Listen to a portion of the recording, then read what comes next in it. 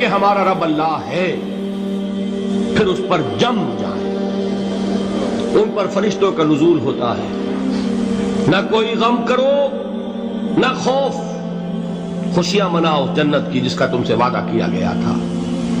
اللہ کی ربوبیت پر اطمینان جب انسان کو ہو جاتا ہے، میرا رب اللہ ہے، ربی اللہ، انسان کے لیے نہ کوئی کھٹکا، نہ کوئی خطرہ، نہ کوئی خوف، نہ کوئی حزن۔ جو کچھ ہو رہا ہے کس کے اذن سے ہو رہا ہے؟ اللہ کے اذن سے۔ اللہ کے اذن کے بغیر پتا تک نہیں ہلتا۔ یہ کوئی اندھا بہرا مادہ نہیں ہے جس سے مجھے کوئی خوف ہو۔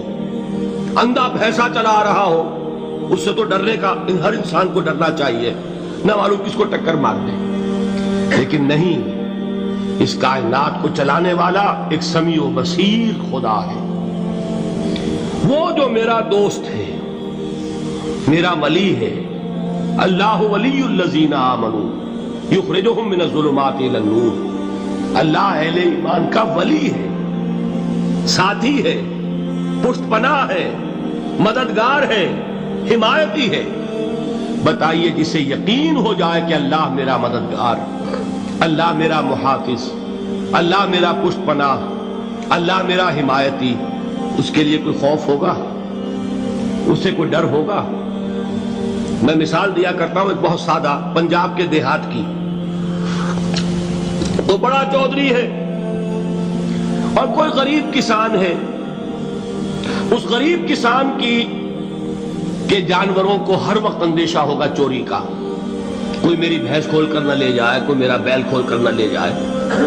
لیکن جس کے بارے میں یہ سب کو معلوم ہو کہ وہ جو بڑا چودھری ہے وہ اس کا دوست ہے، اس کی بچیا کو کوئی خوف ہوگا؟ اس کی بھینس پر کوئی ہاتھ ڈالے گا؟ اسے کوئی اندیشہ ہوگا؟ نہیں۔ کیوں؟ کہ وہ بڑا چودھری، بڑا اس کا یہاں کا سردار، جاگیردار، سب کو معلوم ہے وہ میرا دوست ہے، کوئی میرے خلاف اقدام نہیں کر سکتا۔ اس دنیا میں یہ چھوٹی سی بات اگر آپ کے دلی اطمینان اور سکون کا باعث بن سکتی ہے تو ذرا تصور کیجئے۔ میں لفظ تصور استعمال کروں گا صرف اس لیے کہ اس کا ہم جس کو کہتے ہیں ادراک اور شعور کر نہیں سکتے، اگر کے ساتھ کر سکتے۔ اگر یقین ہو کہ اللہ میرا مددگار اور یقین ہو کہ اللہ ہر آن میرے ساتھ ہے، پھر کوئی خوف؟ کس کا خوف؟ کوئی شے اللہ سے بالاتر ہے؟ کوئی قوت اس سے زیادہ طاقتور ہے؟ کوئی اس کے ارادے کو بدلنے والا ہے؟ کوئی اس کی مشیت کے آڑے آنے والا ہے؟ یہی بات ہے جو حضور نے فرمائی۔ یہ ایمان کا حاصل ہے لب لباب، کہ دیکھو اچھی طرح اس بات کو ذہن نشین کر لو، اگر تمام انسان مل کر تمہیں کوئی نقصان پہنچانا چاہے نہیں پہنچا سکتے، مگر جو کچھ اللہ نے لکھ دیا ہو، اور تمام انسان مل کر تمہیں کوئی نفع پہنچانا چاہے نہیں پہنچا سکتے، مگر وہ شے جو اللہ نے طے کر دی۔ آپ پھر میں کہوں گا ذرا طاری کیجئے، اسے فرض کیجئے، اسے سوچئے۔ اگر اس حدیث پر ہمارا دل ٹھکا ہوا ہو تو کسی سے ڈر ہوگا؟ یہ مجھے نقصان نہ پہنچا دے، یہ میری رپورٹ خراب نہ کر دے، یہ میری انکریمنٹ نہ رکوا دے، یہ میرا یہ نہ بگاڑ دے، یہ میرا یہ نقصان نہ پہنچا دے۔ اس کا ڈر، اس کا ڈر، اس کا خوف، اس کی خوشامد، اس کے لیے جا کر طرح طرح سے اپنی عزت نفس کو ذلیل کروانا اس کے سامنے، یہ سب کچھ کیوں کرتا ہے انسان؟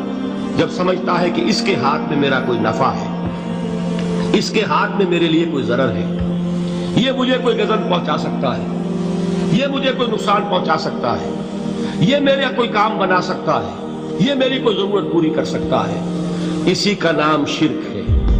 جہاں آپ نے یہ سمجھا کہ غیر اللہ کے اندر کوئی طاقت موجود ہے، وہی شرک ہے۔ بتوں سے تجھ کو امیدیں، خدا سے نومیدی، مجھے بتا تو صحیح اور کافری کیا ہے؟ شرک تو یہ ہے۔ جس پر بھی تمہیں یہ خیال ہے، کلمہ ہے یہ کلمہ سوم، لا حول ولا قوت الا باللہ، ذرا اس پر دل کو کبھی اگر آپ تصور کریں، پھر فرض کریں، دل ٹھک جائے اس پر، کوئی طاقت نہیں۔ یہی بات تھی جو شیخ عبد القادر جیلانی رحمۃ اللہ علیہ نے اپنی وصیت میں اپنے بچے سے کہی. 11ویں دینے والے ہیں، لیکن حضرت شیخ عبد القادر جیلانی کی وصیت اور تعلیمات کو کتنے لوگ ہیں تم جانتے ہو؟ یہ جن مقامات تک پہنچے ہیں وہ کس چیز کی بدولت پہنچے ہیں؟ انہوں نے جو پیغام دیا وہ کیا تھا؟ اے میرے بچے، جس طریقے سے قرآن مجید میں حضرت لقمان کی نصیحتیں جو ہے نقل کر دی گئی ہیں، میں یہ عرض کروں گا بالفرض اگر قرآن حضرت عبد القادر جیلانی کے بعد نازل ہوا ہوتا تو شیخ عبد القادر کی یہ نصیحتیں بھی قرآن میں درج ہوتی. اتنی اونچی نصیحتیں ہیں. اے میرے بچے، اس حقیقت کو ذہن نشین کر لے، لا فاعل فی الحقیقت ولا مؤثر الا اللہ. اس کائنات میں نہ کوئی فاعل حقیقی ہے نہ مؤثر حقیقی ہے سوائے اللہ. کسی شے میں کوئی تاثیر نہیں اگر اللہ نہ چاہے. آگ جلا نہیں سکتی اگر اللہ نہ چاہے. پانی ڈبو نہیں سکتا اگر اللہ نہ چاہے. زہر ہلاک نہیں کر سکتا اگر اللہ نہ چاہے. کوئی چیز فائدہ نہیں پہنچا سکتی اگر اللہ نہ چاہے. تو در در پہ کیوں سر جھکاتے ہو؟ در در پر کیوں جبیں سائی کرتے ہو؟ سب کے سامنے کیوں ہاتھ پھیلاتے ہو؟ ایک اللہ سے مانگو. ایک اللہ کے سامنے زمین پر اپنی جبین رکھو. لا فاعل فی الحقیقت ولا مؤثر الا اللہ.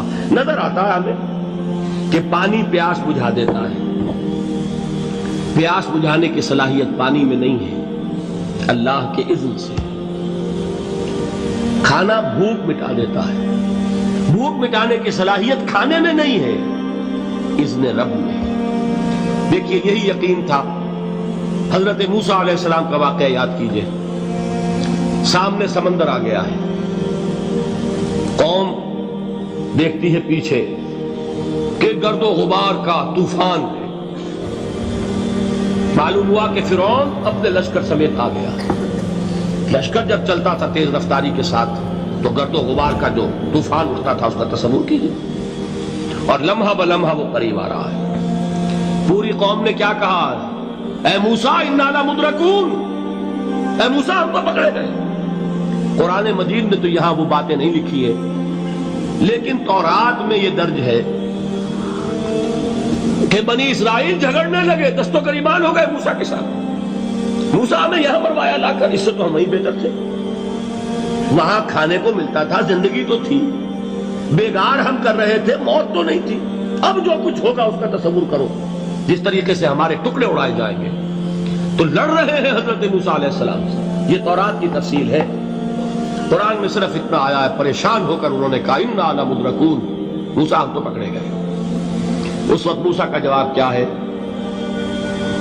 کلا ان معی ربی سیہدین. نہیں، میرے ساتھ میرا رب ہے، وہ راستہ دے گا.